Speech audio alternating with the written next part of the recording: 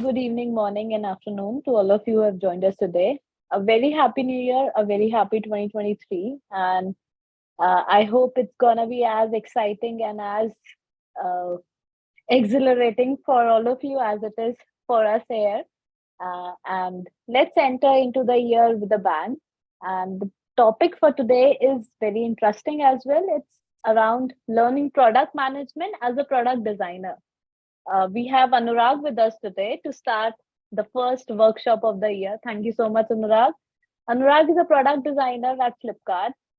He's a visual artist who cares about the big picture and the little details with growing interest in immersive computer, user behavior, and design strategy.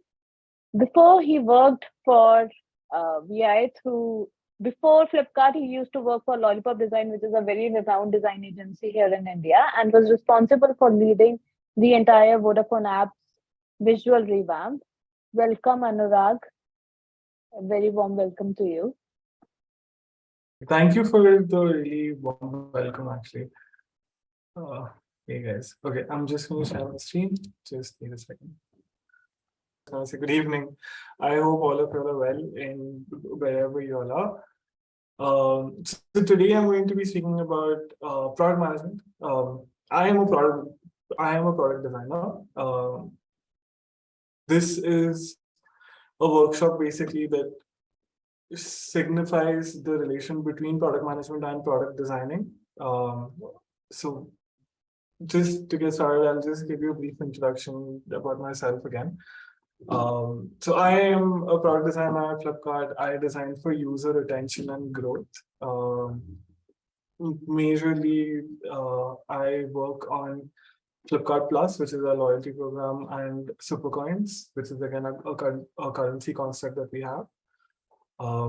I've also been helping out with user growth and some charters over there. And prior to this, as our host mentioned, I worked with Lollypop Design, and through Lollypop Design, I worked with Vodafone Idea.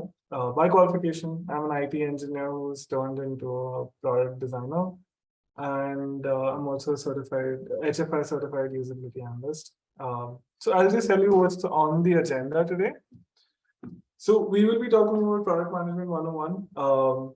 The idea of this is that I'm just going to explain in brief what product management is. It's a huge topic. Obviously, there's a career out of it, so I'm not going to dive a lot into the specifics of it. But what I will cover is basically what the extent of role is that a product manager does, what the relation is between a product designer and a product manager, the key differences, the overlap. I'll also be talking about how, as a designer, you can practice product management, and more specifically, what aspect of product management will you be practicing, which is product strategy and its development. And just a few lessons about MVPs as we go ahead. The next thing essentially that I'll be talking about is ethics and design. This is just a must that I usually keep in any workshop that I do, which is to understand the role of writing, to understand how dark patterns are formed essentially, what dark patterns are actually, and then as a product designer, what is the most that you can get out of your role, and how you can work better with your product manager. So I'll just get started. So what is product management? You can read the definition over here, but I'll just give you a basic idea of what product management is. In essence, it is the role of a product manager is to decide on priorities aside from of problems that are essentially faced, and assign tasks. So that is probably the most cast definition. They look after a particular product's life cycle from ideation to brainstorming to going through the execution of it. Once the product is even launched, then looking at it at its highs, then and once it goes into its death, essentially as the life cycle as a life cycle is, when a product goes into its lower phase in the graph, what they usually do. So either they can go ahead with reiterating on the product, or they can just create a new product altogether. So to give you like an example of that, if you look at the floppy disk, at that time, of course, I'm assuming that there wasn't a specific product management role, but the idea of it was that the floppy came into existence from an idea that some creator had. It went into a high where the usage of floppy disks was really high, and then it died down as a new product came in, which was a CD drive, which was a large enhancement of what the floppy disks capabilities were. So a product manager would essentially be the manager of the entire life cycle of that floppy disk. Probably that product manager would also be the one who initiates this the CD drive to come in. So their focus is majorly on the product, the business side, and its customers majorly. And there are some first principles of what a product manager does, which is one, maximizes the impact of the mission, which is essentially to develop a product strategy that maximizes the impact of a particular product to an organization's mission. And there are some inputs given to them, like for example, there's a particular direction that organization wants to go in. So product manager would essentially help in set a product that would help maximize the impact of it. And the second principle essentially is to accomplish everything through others. So a PM does not directly build or operate the product. Instead, they enable those around them to do it better.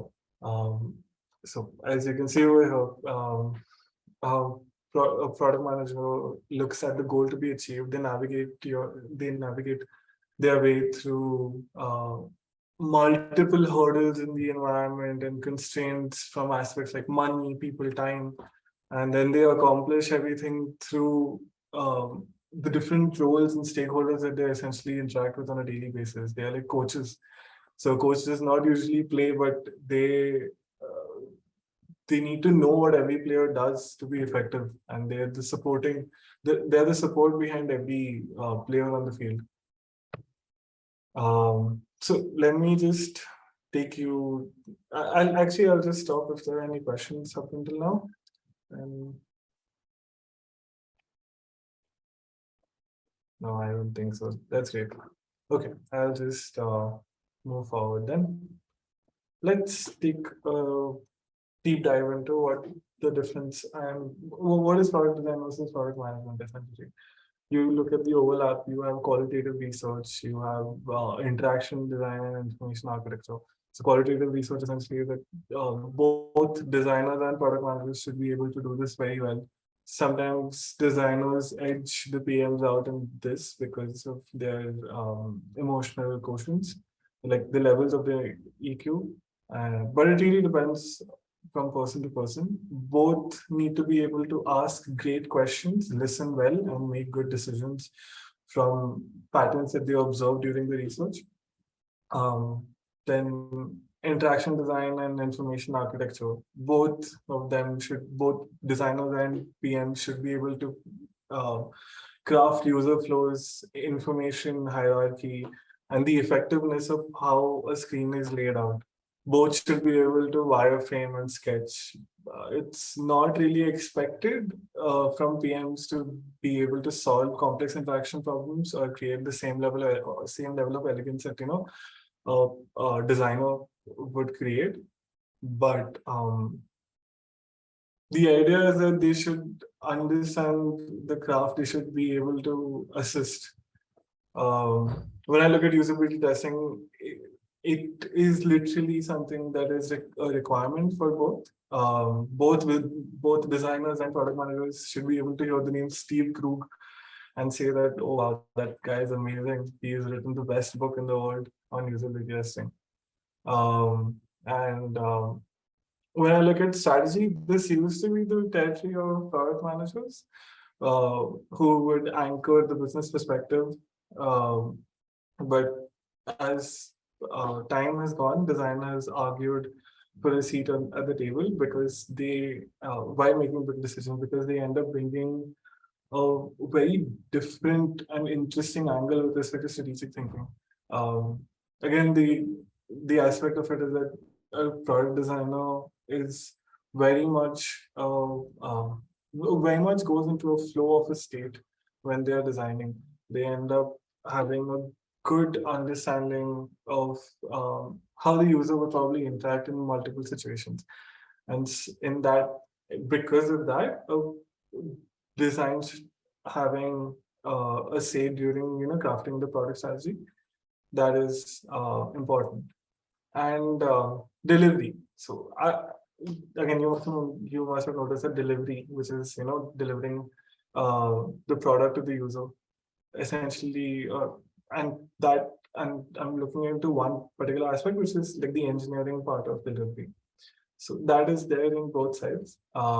There's an overlap from the PM and the designer on delivery, primarily because a designer should be able to manage their interaction well with the developers.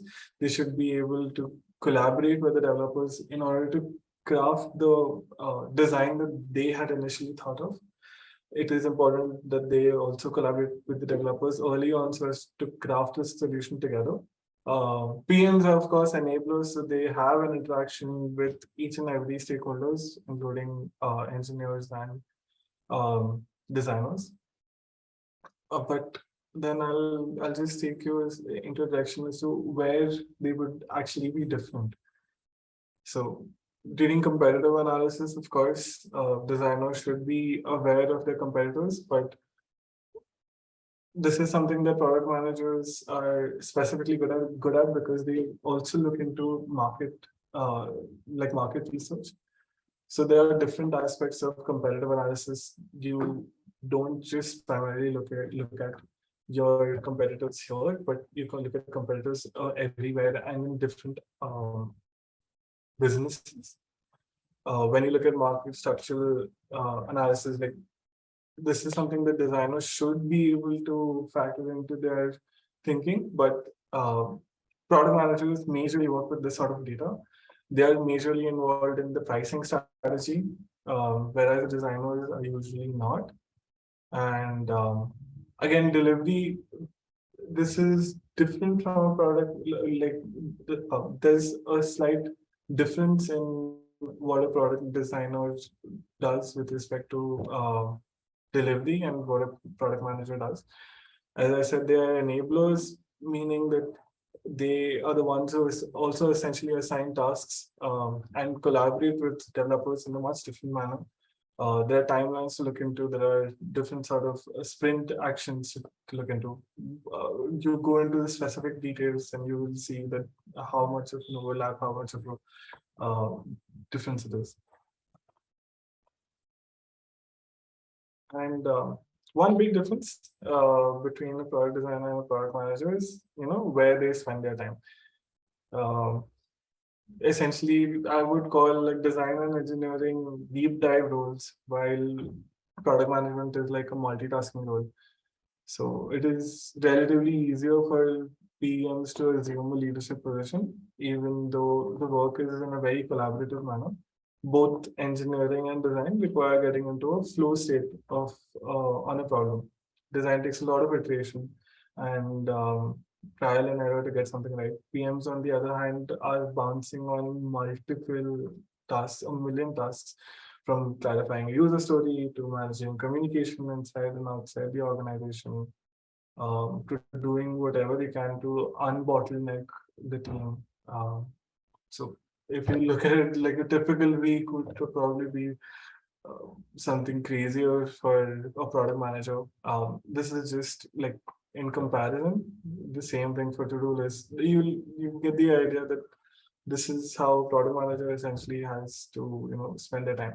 And the reason why I'm giving I'm giving you all this information as to what product management is so that you can craft a good understanding while working with your product manager when you start working, or like tomorrow onwards, I guess. Um, so yeah, the next bit, which is, so where can you as a product designer practice product management? It's all in the overlap. It's all in the strategy of it. And just before that, I'll just see if there are any questions. Okay, perfect. Yes, please feel free to ask any questions in the chat, and I'll take like regular breaks so I can definitely answer. Okay. So, talking about product strategy. For a long time, I believed that great products were crafted by the creative genius. A creative genius is probably someone who sits alone at their drawing table, burning the midnight oil. They close their eyes, and then eureka, they have their big idea, and they spring into action. They begin to sketch it out, and as the sun starts to rise, the creative genius finishes up on their masterpiece, and they have this incredible product in front of them. So I would probably imagine myself as a creative genius at one point, who would just think of a problem all alone in the dark at night, and then in the morning I probably had like a great solution to it as well. And if I go and show it to my CEO, and they see the big idea, and my expectation would be like, the CEO would probably say that this is magnificent, it's going to change the world, and workers are going to just start building on it, and I would be proud. But the idea of it is that coming up with ideas isn't really the hard part. The hard part is validating an idea. Um, you have to be collaborative with the effort of it.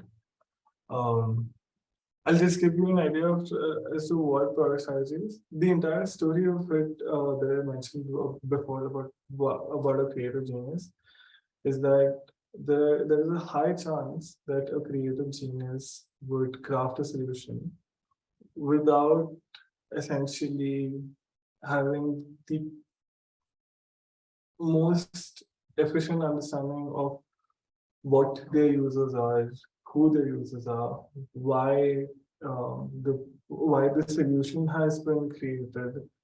Uh, Majorly, they've probably started working on an idea without actually knowing what the problem was or even defining a problem. A product strategy is a high level approach for a product, and basically it's a fancy way of saying that this is how we will we as a team will behave day to day to accomplish our end goal, which is to help maximize the impact for our business. And so the purpose of a product strategy is to align teams, stakeholders, and investors around the direction of travel and a North Star, as well as build consensus in both how to move forward and how the progress will be measured. So the product strategy typically covers four topics. One would be the vision, which is thinking 5 to 10 years out, and what is the impact of the product that should have been on the world or the market, or sorry, in their market, and what value can be derived from it, and how might we as a team or we as a business leverage from that position. That is with respect to vision. When you look at the context, you're looking at the situation that the market is in today, including the problems to solve, the needs to be met, and how they're being addressed by the competition today, and how are we planning on completing it. Execution would be how you build the product, and challenges would be, what are the big assumptions or reasons to believe the product will be successful. So product strategy could contain anything and everything we need to meet a business objective without the product. So from visions and roadmaps to milestones and metrics, you start from scratch to finish. But the idea is that it's not really the product; it's just the strategy of which is to how you can get started with creating that product. And I'm assuming most of y'all must be thinking that how are you supposed to do it all, but you don't have to worry about it all alone. I see a few questions. I'm just gonna answer them. Uh, okay. Does product designing have anything to do with being able to draw properly? I am sorry.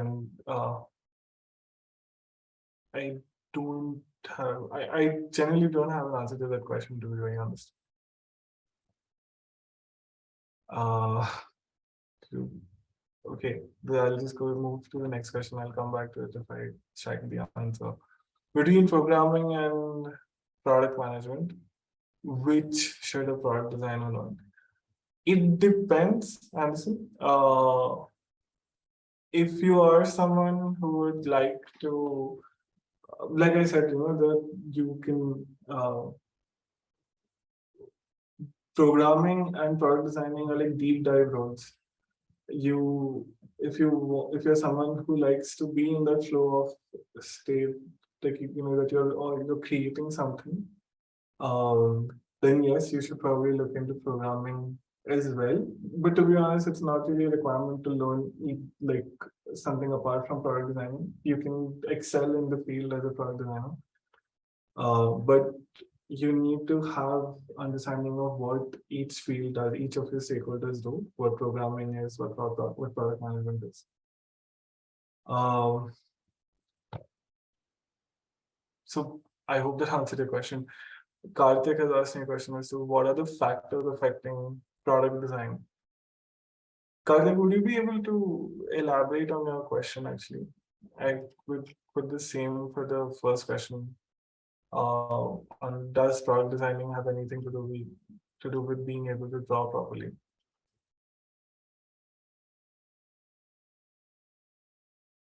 Okay. I okay. There's another question. Can you list some product designing tools which you see aspiring product managers should possess? Ah, I think you should. It depends actually. So it depends on what tools your product designer uses. I think the most tools that I as a product designer use is um, Notion for just my documentation, Figma for actually working on the designs. Some designers end up using Miro or FigJam, or I think the new app from Apple that's coming that is Freeform. They use it for just sketching out concepts or just brainstorming, creating a mind map of sorts. Um, Product designers should involve a product manager when they are creating or they're even exploring ideas. So I think a product manager should have some basic understanding of these tools. Figma, just how to operate like basic tools. Okay, I'll just type it down actually. It's Figma. Oh, this is one. Yeah. Miro or FigJam and Notion. Notion is a very general app. You can use it for taking notes. It's not really what's the word for it? It's not imperative to have an understanding of these tools, but it's good to know. I'll just move on. Again, uh, to give you a recap of it. Basically, product strategy is a way of saying how, you know, all each stakeholder, each part of the puzzle is going to behave day to day to accomplish an end goal. And we look at the product strategy. There are four uh, topics that you look into a product strategy. Um, and here's how you as a designer can help shape it. Uh, so one, you start with the research. Do not forget the data. Every idea should be backed by reasons as to why people's lives will be better with it. So talk to your customers, discover problems, validate possible solutions. As a rule of thumb, interview at least 8 customers to identify common trends, and this is qualitative research. So you're having it in a direct interaction with a probable customer or the user. Um, by the fifth user or the customer, you will probably start seeing a pattern emerge. And eight is a rule of thumb that I usually follow, which is why I'm mentioning it over here. Uh, I'll just actually mention something else also. So it's not so qualitative research alone isn't enough. You need to also quantify how many people are affected by this problem and the impact you could have by solving it. So many designers, myself included, overlook this step because we so quickly empathize with the individual people we talk to that uh, there is some sort of an aspect that grows into you that says that I would prefer to solve this user's issue or these set of users issues. But luckily, there are many resources to help. You can gather your metrics via an online research or work with your data science team, marketing team, or your PM counterparts. They'll all be able to help you out with this. So, as a product designer, you have to look at both qualitative and quantitative data. Um, and think the second step would be to first visualize the experience, not the UI. I've seen designers of all experience levels to just jump into UI first. We want to solve X script. Here's a shiny design, high fidelity prototype of what it is, and it has amazing interactions with the menu and just amazing. But I think I think the problem just gets lost when you just jump into the UI of it. You visualize the experience. You have to understand, you know, how you want the user to actually get to the solution of the problem that they're facing. So, like my favorite way of visualizing is through quick lo-fi storyboards like comics. And they provide enough detail to paint like a vivid picture. They're simple enough so people don't get stuck on like UI elements. It's just to give them an idea of how the story will flow from the problem that they're having and the solution that they're getting to.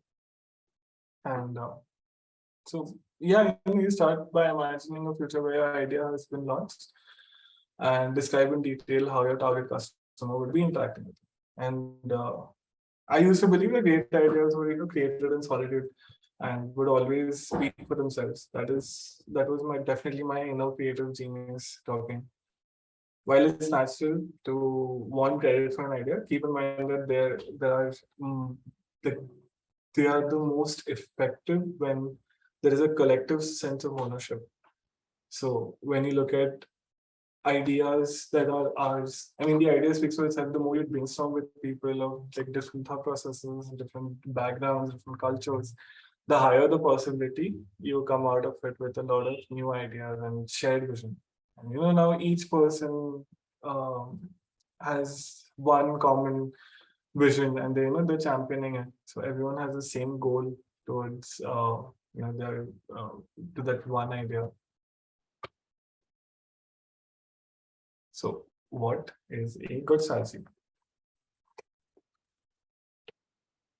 Most companies fall into the trap of thinking about product strategy as a plan to build certain features and capabilities. We often say that our product strategy are things like to create a platform that allows music producers to upload and share their music, or to create a front of a funnel website that markets to our target users and converts them. But this isn't strategy, this is a plan. The problem is that when we treat a product strategy as a plan, it will almost always fail. Plans do not account for uncertainty or change. They give us a false sense of security that, if we just follow this plan, we'll succeed. Unfortunately, there's no guarantee of success here. I wish there was. Our jobs would have been much, much easier. Product strategy is a system of achievable goals and visions that work together to align the entire team around a desirable outcome. So you have a system of achievable goals by probably a roadmap that you set, and everyone has the same vision of working together and going to a particular end goal, and they work as a team. And it's again for the benefit of both the business and your customers. So again, so if I look into like some like the elements of the top product strategies, one would be that you have to be driven by vision and purpose. So a great product strategy communicates the why behind the product. Why has this product been created? What is this product trying to solve? Um, it's led by user needs. You have user at the front of it. You're as much as this product is of the business, it's also for the user's needs. It's trying to solve a problem that a user is facing. It's for the user's benefit. It's developed collaboratively as an entire team. You saw that earlier picture of a coach overseeing multiple people like the engineers, stakeholder, designers, analytics folks. You have an entire team that's working together towards a singular goal. Um, the strategy has to be flexible but stable. What this essentially means is that the product strategy will naturally evolve, especially in like the earlier stages when you have some sort of an assumption, then you start doing some research and your user needs shift. Um, Great strategies make space for changes that emerge from continuous discovery. But you also need to be careful so as to not chop and change your entire product strategy constantly. Um, all of this that I'm mentioning right now is for your benefit. The earlier three steps that I mentioned, the way how you can help shape a strategy is from a product designer's lens, what you have to do. But these are these elements and the steps with respect to how what constitutes a top product strategy. This is for your knowledge and your knowledge, and it's for when you start interacting with your PM. It's for you start when you start working with your stakeholders. That when you're involved in the product strategy from start, these are things that you have to look into about the vision, whether it's meeting user needs, how collaboratively you're working together, that it's flexible to change, but it's stable. It's not just the scope of it is not changing on a daily basis.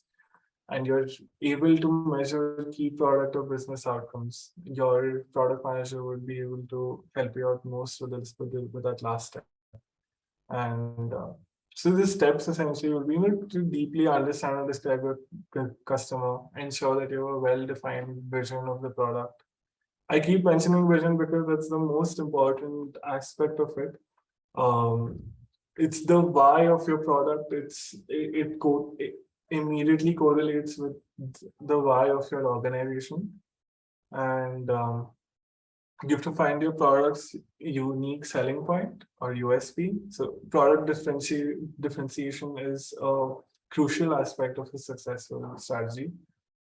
This step helps you determine how your product will stand out from all the different products in the crowd and compete on the marketplace in terms of the quality, cost, uh, the customizability, features, its focus, usability, the different aspects.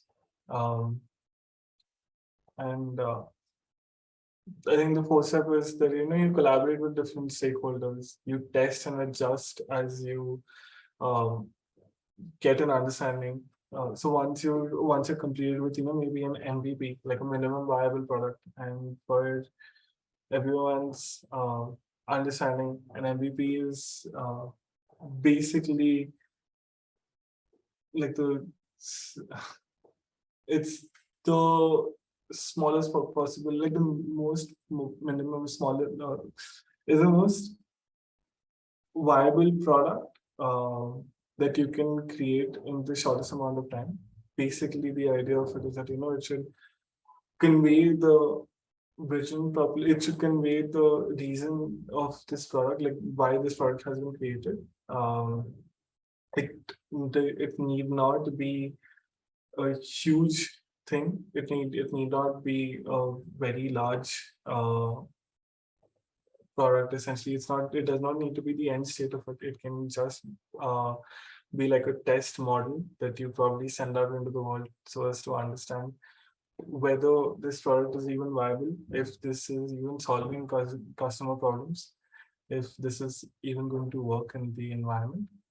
Uh, and yeah, that's how you test a particular product, and then when you get the results back, you then adjust your product based on what your results are. And I think the last step is very obvious. You make a plan to execute, because these steps are just to create that strategy, and then the execution plan is what comes after this. Um, I, I'm going to take a step, or I'm going to take a moment here, and I'm just going to look at questions. Actually, there are quite a few that are coming. Okay. How to determine the right balance between customer needs and driving innovation? Hmm. So, innovation in it's I don't believe innovation is always required. I think the idea of it is that if you are able to solve a customer need in a different manner from your competitor, then well and good. But one major thing that you have to look into when you're driving innovation is how usable it is for the user. If they are not able to interact well with the product that you've created, even though if it's striking the right um, it's striking the right notes, it's actually solving the problem easier, but it's not really coherent with the user's mental model, then it's not going to work. So you have to be able to uh, create a product, test it out very well, see if users like it's right there for the user, if it's easier for the user to if it's easy for the user to interact and move forward in the steps and solve an issue. So that is how you determine that right balance between customer needs and driving innovations. Innovation is not as important as solving a customer's need. What is the difference between UX designer and product designer? Wonderful. Uh, to be very honest, it's not really a large difference between a UX designer and a product designer. In the design industry, there are multiple terms thrown about. Overarching umbrella, same thing. It's that you're looking into the experience of the product. Um, your role as a designer, as a product designer, is to look into every aspect of that product. So from start, that is the idea's inception to when to testing it out, to when it is released, to updating it, to making iterations to that product. Even looking at, so if I'm someone in an e-commerce background and I have crafted like e-commerce platform, so I look at from start to finish. I start from the e-commerce website, launch it, make sure that users are able to shop properly, easily. They find delight in shopping on my website. And at the end of it, even after the product is delivered, how am I able to give them some sort of delight at that point? Um, Probably by including a goodie in their hamper, or giving them a separate gift hamper because they've shopped with our like our platform. It and it need not even be like a physical goodie. It could just be like a small gift that you're giving uh, digitally as well. You're probably just inciting delight in the user's mind by animations or by interactions. uh, you're telling them that, hey, thank you so much for it's like the small subtle touches that you're trying to give. So don't really look into the difference between UX designer and a product designer. Just understand what product designing is, like the experience design, the overarching term, and work in thought of that. That you have to design an entire product from start to finish, and also look after it as it goes ahead. What is past plan to be produced? Product designer design to product manager. Okay, so if you want to become a product manager from a product designer, there is no fast plan. I think you'll of course need to do. You need to have some sort of education on what product management is. Whatever I have shared right now is it's not a lot compared to what product management as you know a theory is. You have to look into multiple aspects as a product manager. So I think you should probably do some research on uh, product management, probably do a course online, and it should help you. If you have some knowledge on product designing, then it will just be in your benefit because product management supports product design. So yeah, is there a way to start product management career in early stages of career? Yes, um, of course, you can start with any career in the early stages. You can switch completely. Product management, you can uh, again the same answer from above that you may have to probably do some research on your own. You have to gain some sort of an understanding. I hope whatever I'm sharing over here will also be able to give you like some sort of an idea as to what product management is. I think when you actually do some, when you actually educate yourself, you'll be able to um, get a better understanding of product management and move forward in that career. But it really depends on whether you like it or not. So go forward and explore.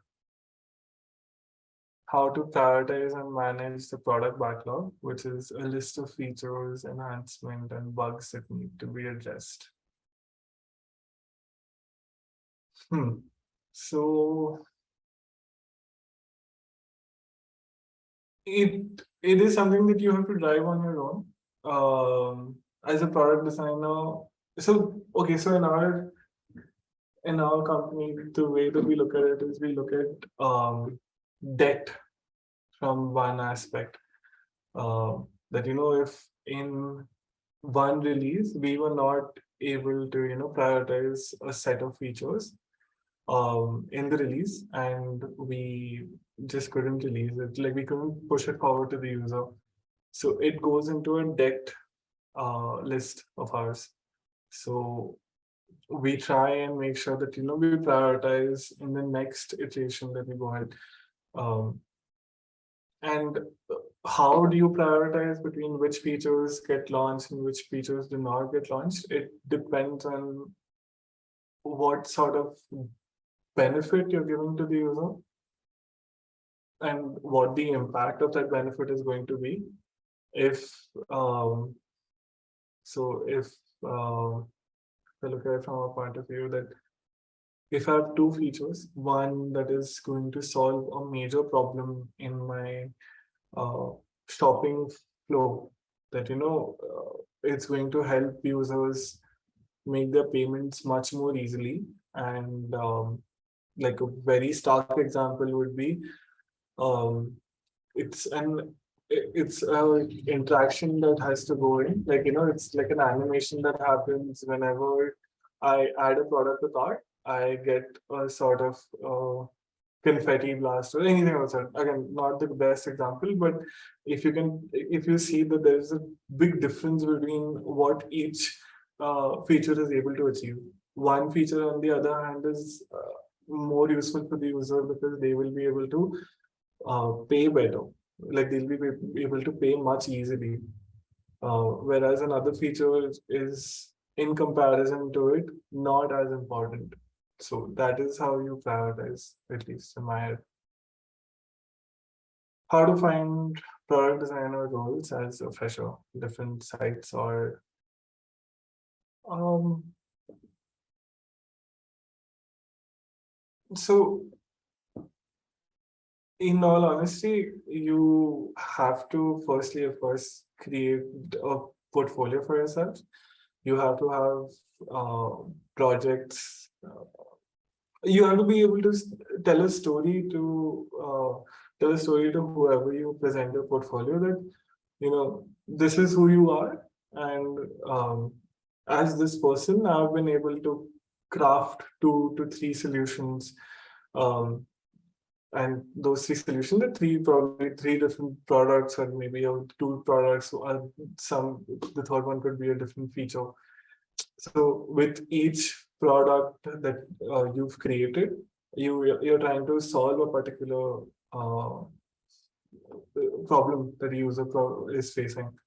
Once you create that portfolio, then you can send it out to different firms if they're hiring, and probably even if they aren't hiring, because some firms also look at portfolio, like applications that come in, and then they decide if they want to take that they want to take that person on even as an intern, as like an apprentice. So it's always good to like shoot your shot and to not get bogged down, because you probably have to share your progress with multiple people, now that there's so many people right now who are trying to be designers. So just keep uh, keep trying and don't get discouraged. Doesn't all elements fall into UX designing too, driven by vision and purpose? Yes, it does. I'm not saying that they don't. I'm saying that when you're crafting a strategy, the idea is that you maintain these 5 elements in your strategy. That whatever you craft as a way forward, it's coherent with these 5 elements. So yeah, okay. As the trends keep on changing, often as a product designer and manager, we need to incorporate it to keep up with the market and trends. So how can we manage to put it all together? Where do question is sometimes why the world has built this notion around keeping up with trends, even when it's not relevant. I would slightly disagree with that, for sure. So you have different sets of users. Um, if I look at a cohort of users that aren't very tech savvy, they don't really understand animation, or they don't really understand interactions for that matter. They are very unaware of what will happen if they even hit on the type answer button, or they'll even hit on the chat button below. Um, so for them, you have to make sure that you solve that issue first. For someone who is like, for example, if I'm looking at the Gen Z audience of today, who are very quippy with their phones, with their tech. They have a lot of that is some sort of a trend because what that app is doing, the first app is doing is that they're trying to create some sort of delight, visual delight for the user when the user is ordering, whereas the second app is not. Um, and that is something that you have to try and keep up. So you design for different audiences. Everyone's not the same. You have to choose who you want to design for. So it really depends. I don't think it's irrelevant. It's very, very relevant, but it also depends on who you're designing for.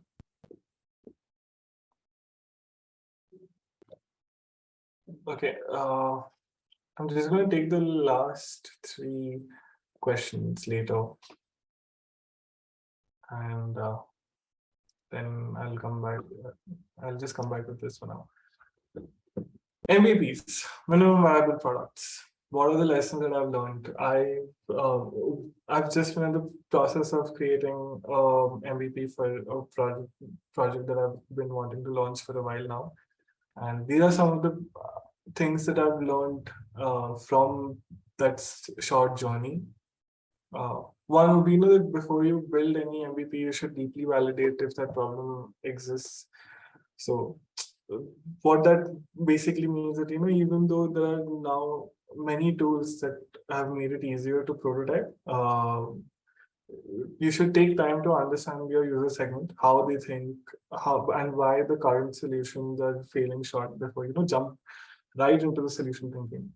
You take a step back, understand your segment, understand your competitors, see what they are doing, see what you can do better, and what validate if that problem exists through in that manner, and then you move forward. MVPs are much easier if you have if you have chosen an important problem.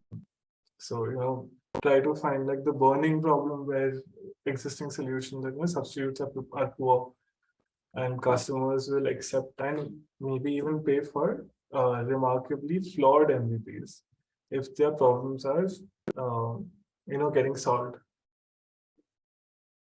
Get excited to start small.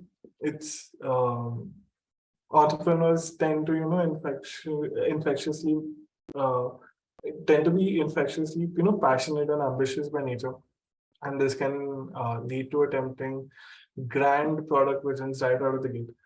But this is a very risky mindset, and it often leads to waste, because if even if you end up doing a good amount of research, the actual test is when you actually release it into the world and see how it performs. So if in the first go itself you try and do your best, and if it fails, it's a loss.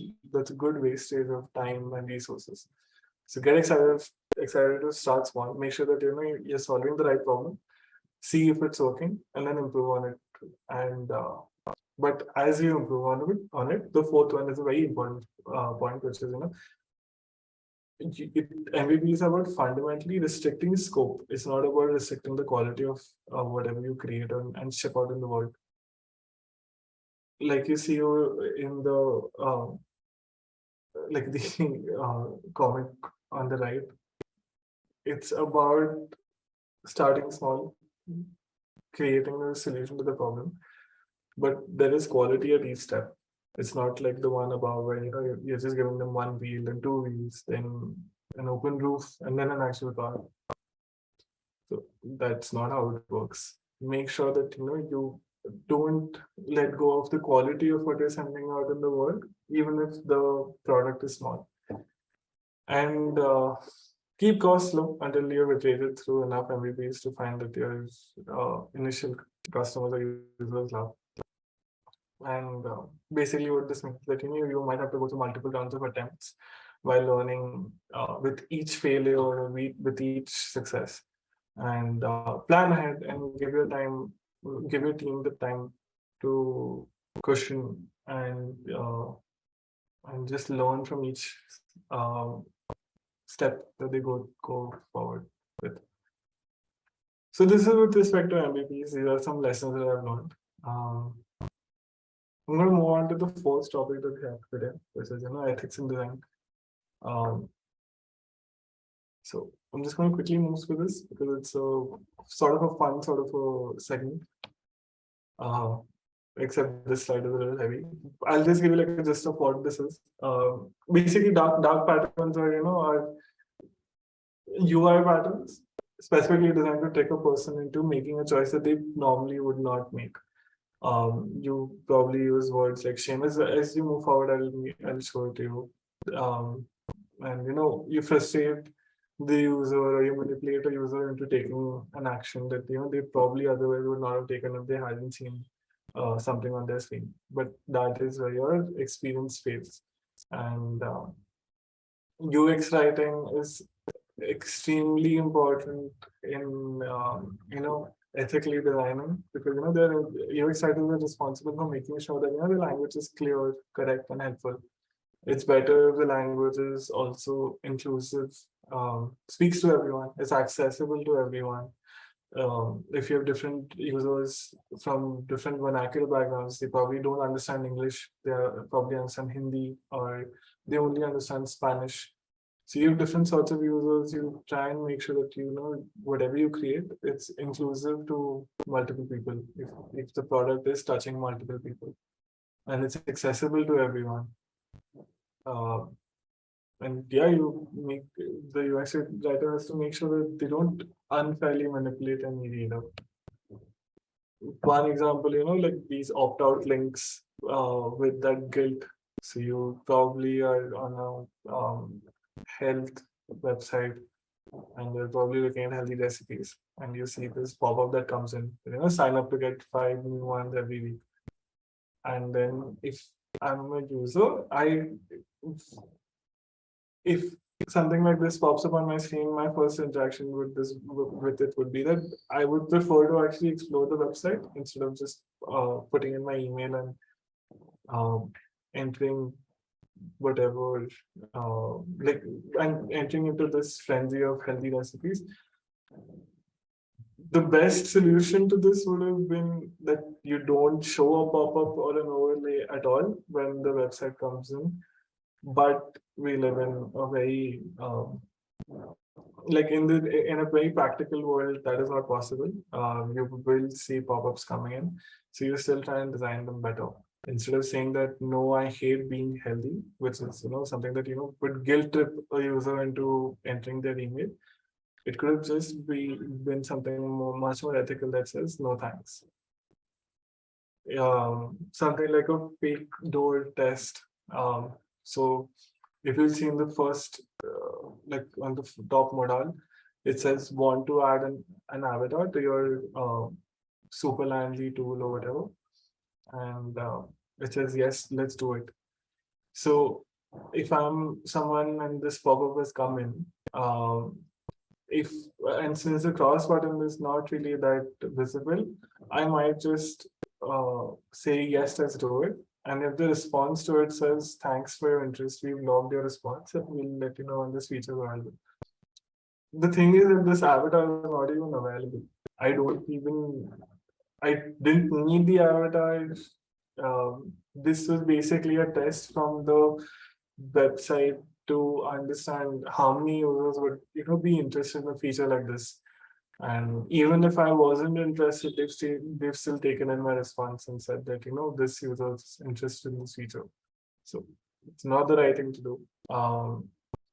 The actual design should have been something like this, where want to add an avatar to your tool, enter your email to sign up for an early notice.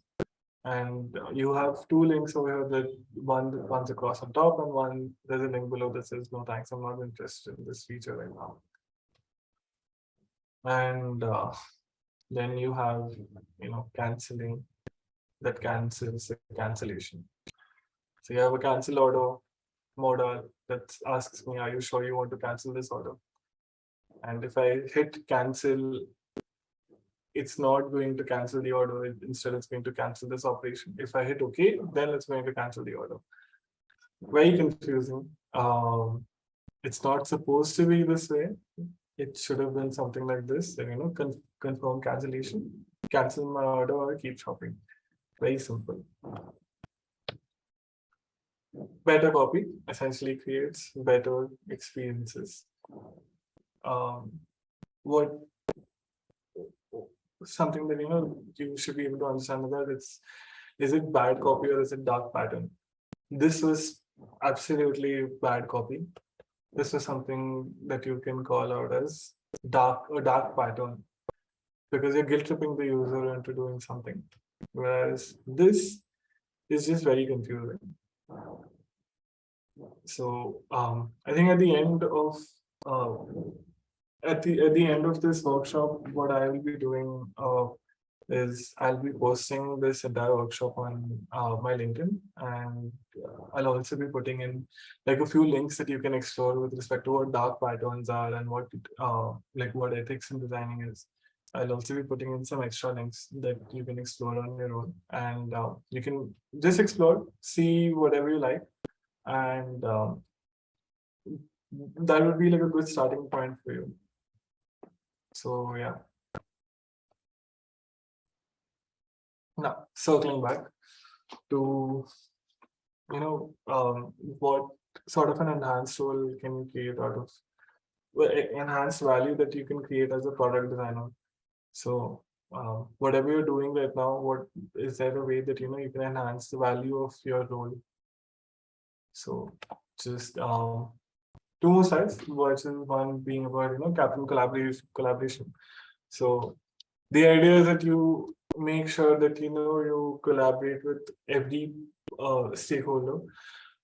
Try to be the captain of collaboration, which is being the point of contact. So they sit in on some of the other team's sprint plannings and retros. They invite the other team to share work at your team meetings. They keep multiple teams up to date with what's happening, with the challenges between projects. And yeah, what this does is it empowers members of your team to become subject matter experts in other areas as well, and it gives better insight while making decisions. And this is something that you can do. You can become captain collaboration as you move forward. And lastly, I think when you're working with your PM, there are six things that you should definitely work on, which is being aware of your PM's role. Now I'm hoping that you will have a good understanding that your PM's role is vast.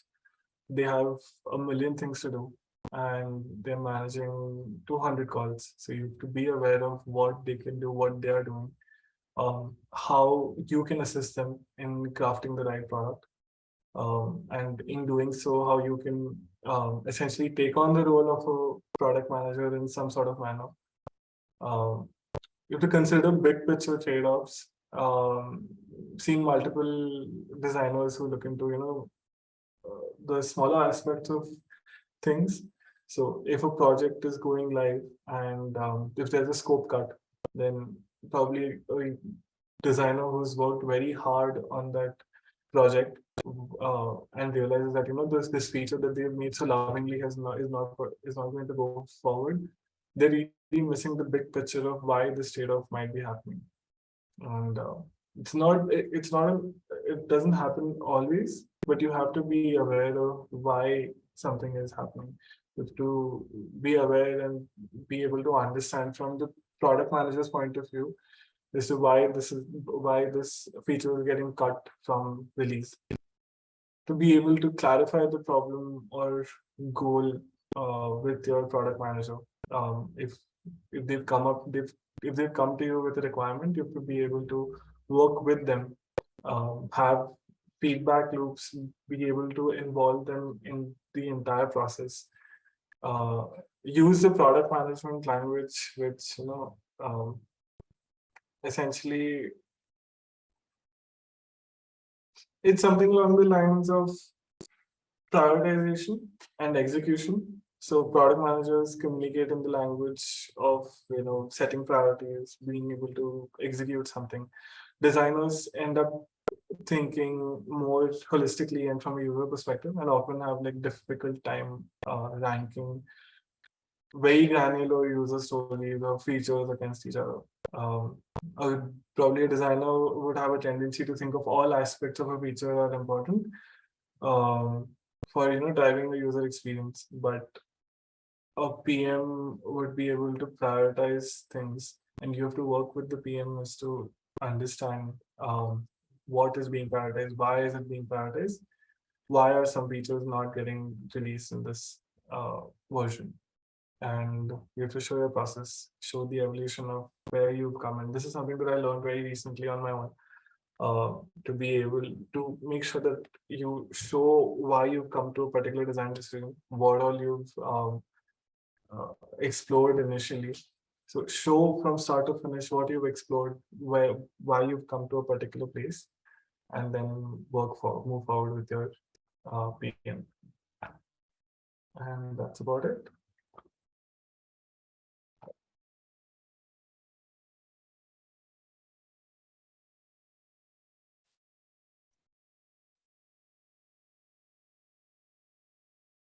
I think we've There are already some had, questions. yeah, there were lots of questions. There's still people, I think more than 30, 35 people who are still there on the conversation. I'm very glad. I'm really appreciative. Uh, and then I think I already answered the question about product designing and UI UX design. You don't need to worry about the difference. You just need to think of like the overarching term of designing a product from start to finish and just looking after the product. Uh, Varun asked, what medium do product managers and designers use to pitch their MVP? Is it a basic PPT deck or something more advanced? Uh, Something again that I've learned very recently, it doesn't matter how beautiful you make your PPT or your deck, it makes more sense that you're able to convey the solution, be able to mention the story properly, and that's what is more important. Your deck can be as simple and clean as possible, but it should convey the story. Secondly, how much emphasis is placed on the medium during the MVP stage? Uh, I'm assuming medium as in where the product is being launched. It it depends. So there is of course a very large emphasis because if your product is majorly used by Android users and not by a lot by iOS users, you would put more emphasis on. You would probably just test with Android users at some point, and you would make sure that you design in that manner. Maybe the product isn't at all for uh, the other, like for iOS users. If I want to publish an MVP, will I be looking for a product manager or a UX designer? Assuming they work on the basic job description, which person will give me the best result? Uh, I think it depends what role you're looking for. A product manager would be able to drive the entire product from start to finish, but they will need a UX designer to actually craft the solution along with them. So you may need both if you can act as a product manager and or a UX designer and work vice versa with a PM or a UX designer, then you can like that is how you can essentially publish an MVP.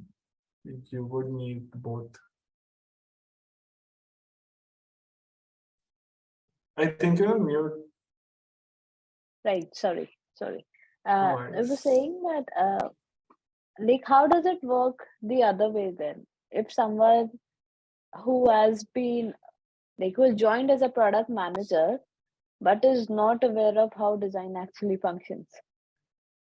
So, how much do you Uh, think he should be able to understand and learn to be able to be working effectively between, the designer, the development, the marketing, to ensure that everything works well in sync.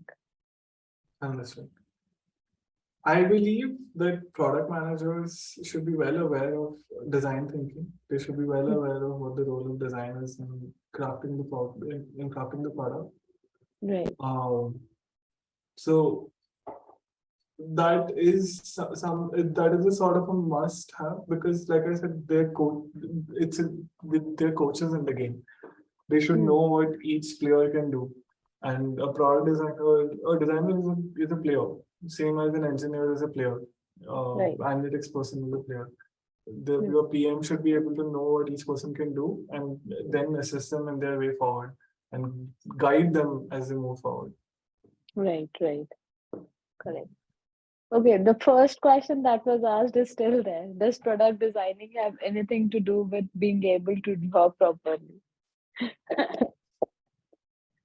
I don't believe so. Right. It really doesn't matter. Like product designing and being able to draw properly are two very different aspects. If you're a product designer, you don't.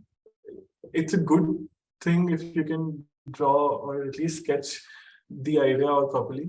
The important thing is that you should be able to convey your story properly. If you're using sketches as a medium to convey your story, then great, but make sure that it's understandable to whoever you're like conveying the story to.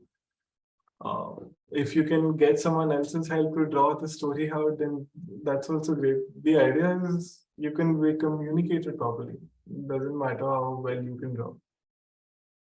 And I think the tools that you mentioned, like Miro, Notion, they already like helps a lot in crafting the story and specifically for any mapping technique. So I I agree. don't think. Plus now we have AI.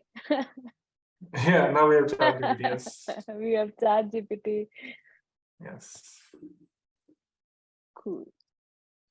We don't have any further questions. So I've posted your LinkedIn and your Instagram profile in the channel. If someone wants to connect with you later, they can do that. Absolutely. And I've done that. So any more questions, people, or we're gonna call it a wrap?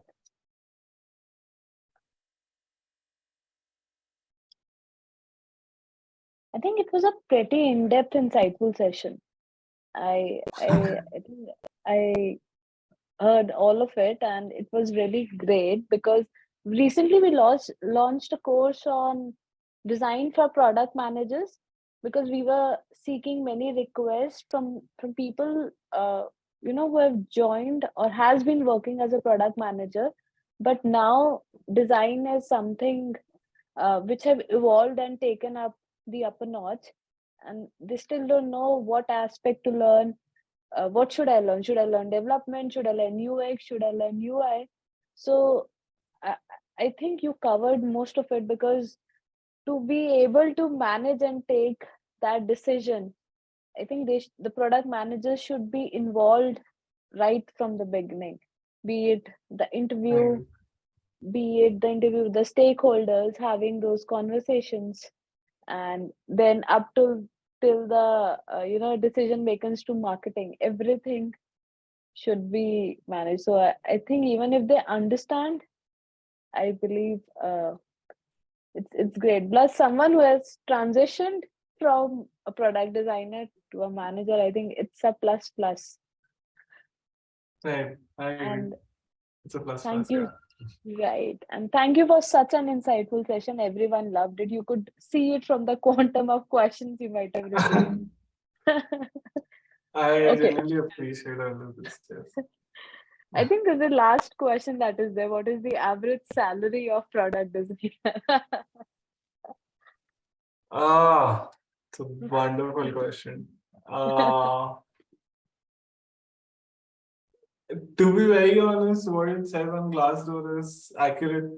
The average salary of product designers usually does start from that particular value. Depends from country to country, of course, because the currency, of course, changes. Right. As you move forward, I mean, you can do like an audit between different websites. You can see Glassdoor, you can see there are a few others. I'm not remembering the name. But once you search, just do a random Google search and you can get it. No, I am not gonna tell you how much. That's not Like, an. We learned about design ethics. We are learning this here. This is against the ethics. Tell how very much the cute. salary is.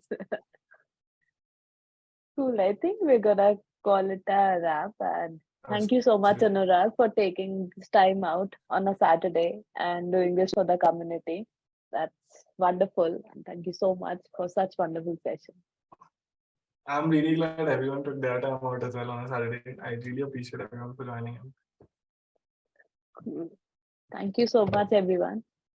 Thank you so much. Thank Have a you. great weekend. Have a great weekend, Anurag. Have a great weekend, everyone. Bye bye. Bye bye.